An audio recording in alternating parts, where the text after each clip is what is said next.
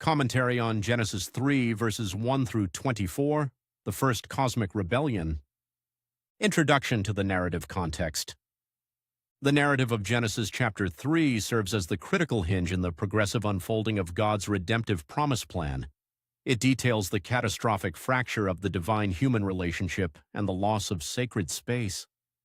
In the preceding chapters, God establishes his good creation, appointing humans as his vice-regents to expand the order and beauty of the Edenic sanctuary across the earth. However, Genesis chapter 3 introduces the first of three major cosmic rebellions that plunge the world into depravity.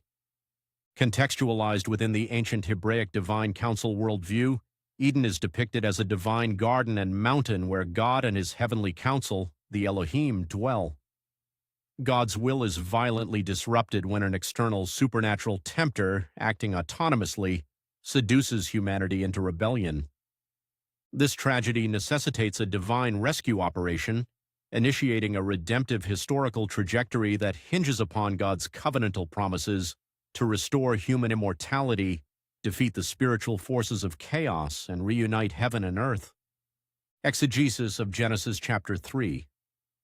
The seduction and the improper act of knowing, verses 1 through 7. The pericope opens with the introduction of the Nachash, the serpent. This is portrayed not merely as an animal, but as a rebellious member of the divine council who assaults God's character. The nature of the serpent, verses 1 through 5.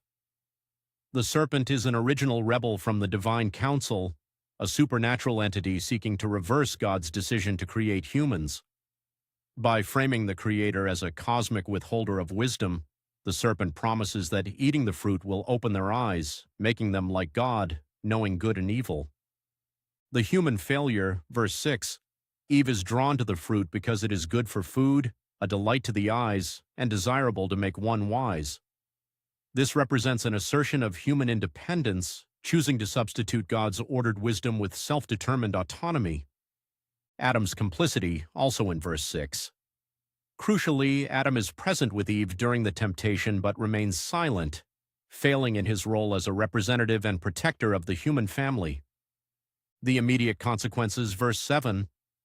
The couple's eyes are indeed opened, but the result is a profound awareness of their nakedness and shame, marking an immediate fracture in their relationship with God, each other, and the created order. The confrontation and the divine investigation, verses 8 through 13. Following their rebellion, Adam and Eve attempt to hide from the presence of the Lord, illustrating the immediate loss of unmediated intimacy. God initiates a divine investigation, seeking out the hiding humans. This demonstrates that while the relationship is fractured, God has not abandoned his creation. God addresses Adam first, reflecting his prior reception of the command and his failure to adequately instruct and protect Eve. Instead of repentance, the humans initiate a blame game. Adam blames the woman, and implicitly God, who gave her to him, while the woman accurately notes that she was deceived by the serpent. The judgments and the protoevangelium, verses 14 through 19. The divine judgments issued in response to the rebellion permanently alter the conditions of human existence, while simultaneously introducing the seedbed of redemptive hope. The curse on the serpent, verse 14. The serpent is cursed above all creatures, condemned to eat dust, symbolizing its ultimate degradation and defeat in the cosmic struggle. The promise of the seed, verse 15. Amidst the judgment, God provides the protoevangelium, the first gospel, a salvific word promising that the seed of the woman will suffer a bruised heel but will ultimately crush the serpent's head. Consequences for humanity, verses 16 through 19. God does not curse Adam or Eve directly, but curses the ground. Humanity must now endure pain in childbearing, relational strife, and toilsome labor, leading ultimately to physical death and a return to the dust. Exile from sacred space, verses 20 through 24. The chapter concludes with humanity's physical and spiritual estrangement from the divine presence. Garments of skin, verse 21. In an act of unmerited grace, God clothes Adam and Eve in animal skins, replacing their inadequate fig leaves and foreshadowing the necessity of sacrifice to cover human shame. the loss of immortality, verses 22 through 24. Recognizing that humans have become like one of us in knowing good and evil, God expels them from the garden to prevent them from eating from the tree of life and immortalizing their fallen, rebellious state. The cherubim guardians, verse 24. Cherubim and a flaming sword are stationed to guard the way to the tree of life, serving as an ongoing visual reminder of the forfeiture of sacred space and humanity's estrangement from God. New Testament appropriations of Genesis chapter 3.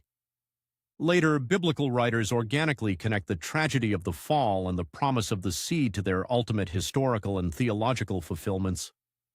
In Romans chapter 5, verse 12, the Apostle Paul explicitly draws upon Adam's failure, explaining that through one man sin entered the world, and death through sin, effectively spreading mortality and estrangement to all of humanity.